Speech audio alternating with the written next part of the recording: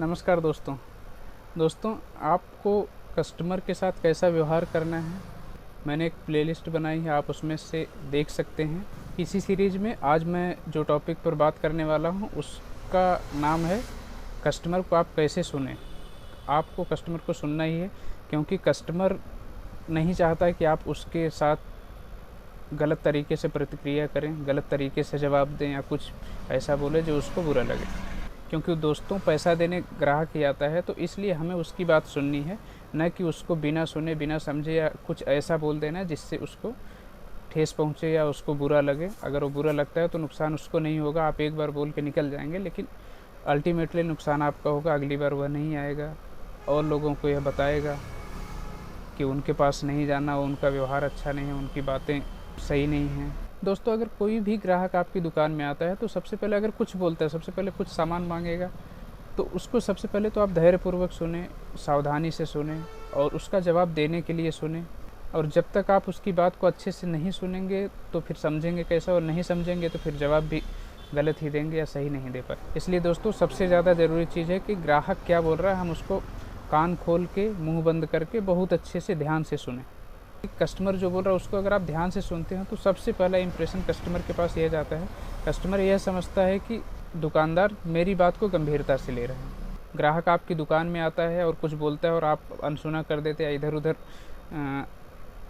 ध्यान से नहीं सुनते, इधर उधर कामों में लगे रहते हैं और बोलते हैं आप बोलते रहिए, तो उसे सबसे पहला इंप्रेशन तो दोस्तों यही जाता है।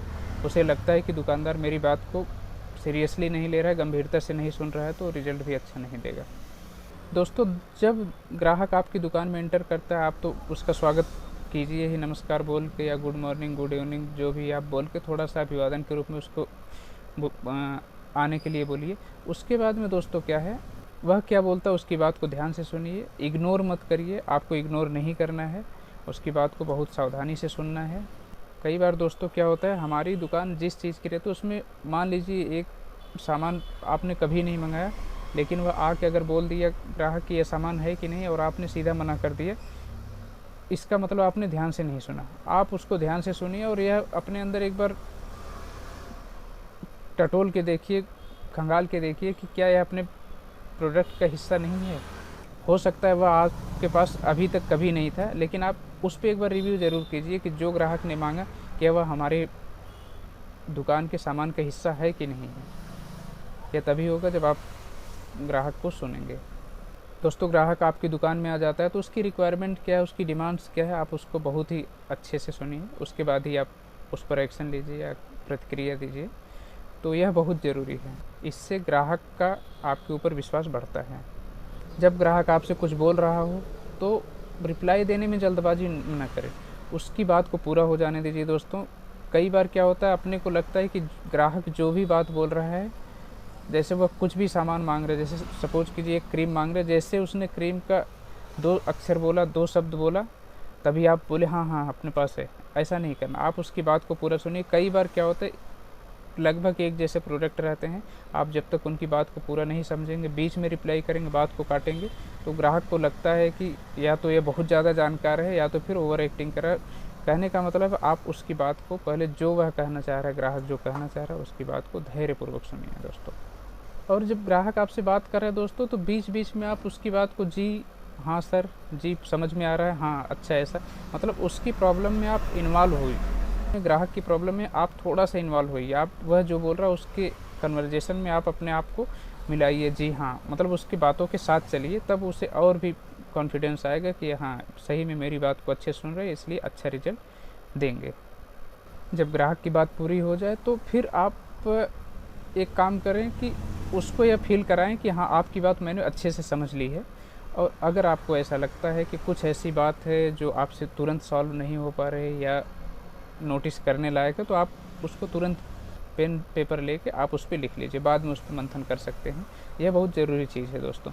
अगर आपने सीधा उसी टाइम हल करके निकाल दिया, जैसे जो भी बात आपको समझ में नहीं आ रही, कोई प्रोडक्ट कस्टमर मांगता है, आपके पास नहीं है, आपने बोला नहीं है, कोई हल नहीं है दोस्त। उसके लिए आप उसको नोट डाउन कर लीजिए, बाद में जब आपको समय मिले तो उसको देखिए सही में क्या जेन्युइन प्रॉब्लम थी या अपने पास कोई समस्या अगर है तो उसको सॉल्व करके आगे से उसको अपने उसमें इम्प्लीमेंट कर सकते हैं। इसलिए ग्राहक के साथ इन्वॉल्व होकर उसके साथ सहानुभूति दिखाइए। ग्राहक को ऐसा लगना चाहिए कि वह जो बोल रहा है आप उसके साथ साथ है, उसकी समस्या में है, और उसकी सहानुभूति लेने की कोशिश कीजिए।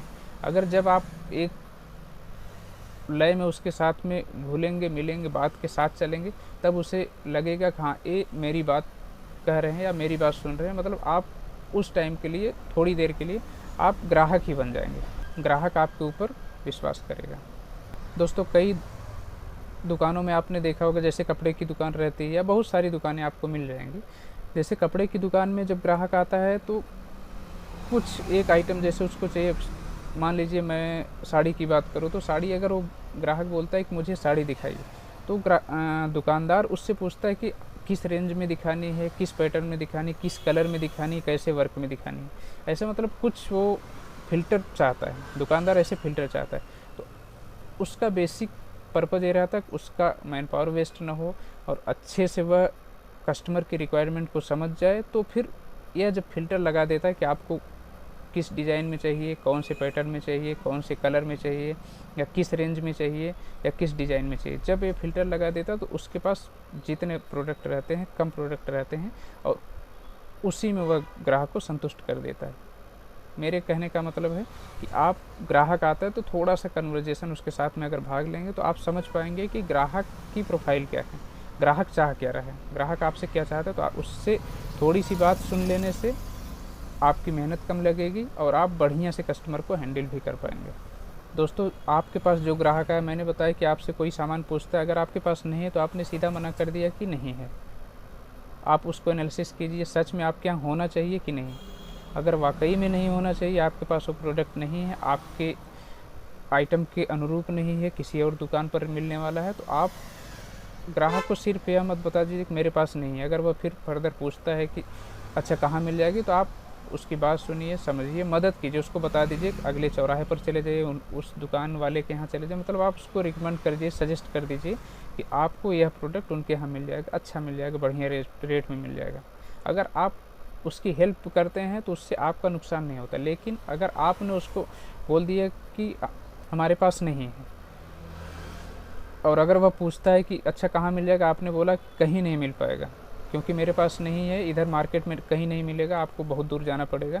अगर ऐसे आपने जवाब दे दिए जो ग्राहक को भा भी नहीं रहा है, तब भी ग्राहक का आपके ऊपर से भरोसा उठेगा। आपको पता है कि यह मार्केट में नहीं भी मिलेगा, फिर भी रिलेटेड दुकान पर उस ग्राहक को ट्रांसफ़र कर दीजिए। आपने किसी के यहाँ भेज दिया, उतनी ही बात से वह ग्राहक संतुष्ट हो जाएगा। लेकिन अगर आपने उसको बोला कि नहीं मेरे यहाँ ही रहता है और मेरे यहाँ है, अब कहीं नहीं मिलेगा, उसमें आपकी मंशा चाहे जो हो कि मेरे यहाँ ही बिके, तो ग्राहक उससे संतुष्ट नहीं होता और ग्राहक ये बात को हर जगह फैलाएगा कि वो आदमी सपोर्टिव नहीं है। तो आपको सजेस्ट कर देना है, अगर आपके यहाँ आइटम है तो ठीक है, नहीं है तो सजेस्ट करके आगे उस ग्राहक को दूसरे दुकान पर भेज भी देना है। दोस्तों, आपका ग्राहक के साथ कन्वर्जेसन हो गई, बात हो गई, आपने सामान दे लिया या ले लिया, उसके बाद एक चीज़ आप ऑब्जर्व कीजिए कि ग्राहक आपके जो ट्रांजैक्शंस हुए हैं, जो बातें हुई है, जो आपने लेन देन किया, उससे ग्राहक संतुष्ट है या नहीं। ऐसा तो नहीं है कि आपने बस माल बेच दिया, आपने माल टिका दिया, वो आधा संतुष्ट है फिर भी चला गया। तो आप उसको भी देखिए, उसकी संतुष्टि का स्तर आपको देखने से एक बार समझ आ जाता है।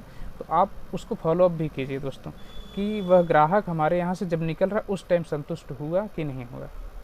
दोस्तों, आप ग्राहक पर पूरा ध्यान दीजिए। ग्राहक आपकी दुकान में जब आता है तो आप उसको अच्छे से अटेंड कीजिए जब तक आपकी दुकान में रहता है।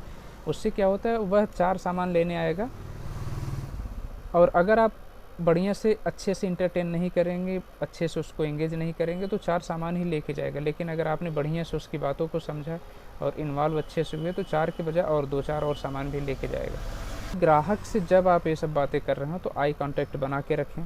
आपका बॉडी लैंग्वेज पॉजिटिव, ऐसा नहीं हो कि ढीले हों, हाँ सर हाँ सर, मतलब ऐसे थके थके ना लगे, ऐसा ना लगे कि ग्राहक को भगाने की कोशिश कर रहा है कि जल्दी जाओ भाई पीछे छोड़ो। तो आपका पॉजिटिव एटीट्यूड हो, आई कांटेक्ट हमेशा बना के रखिए, स्माइली फेस रखिए थोड़ा, जिससे कि ग्राहक को लगे कि हाँ मेरे आने पर इनको खुशी है। और अगर थोड़े से बिजी हैं तो सिर हाँ या नहीं में भी हिला सकते हैं, लेकिन आप प्रॉपर इन्वॉल्व होके ही रहिए कस्टमर के साथ में। और उसके बाद लगता है कुछ टिपिकल आ गया, कुछ कठिन आ गया, तो आप देखते होंगे बड़ी बड़ी कंपनी में नहीं समझ में आता तो ट्रेनिंग और क्या बोलते हैं क्वालिटी और ट्रेनिंग पर्पज़ के हिसाब से रिकॉर्ड की जा सकती है। तो आप उस बात को याद करके आगे उसको टैकल करने की कोशिश कीजिए। मतलब ग्राहक की बात आपको सुनना है, सुनने के बाद ही रिप्लाई करना है और अच्छे से सुनना है। सुनने के लिए क्या क्या क्वालिटीज़ होनी चाहिए, किस तरीके से सुनना है, मैंने आज आपको इसी वीडियो में बताया है। दोस्तों, मेरा ये वीडियो आपको कैसा लगा कमेंट बॉक्स में ज़रूर कमेंट करें, और अगर आप मेरे चैनल पर नए हैं तो चैनल को सब्सक्राइब कर लीजिए, लाइक कीजिए, शेयर कीजिए। और अभी के लिए इजाज़त दीजिए, मिलते हैं अगले वीडियो में किसी और टॉपिक के साथ में। तब तक के लिए नमस्कार।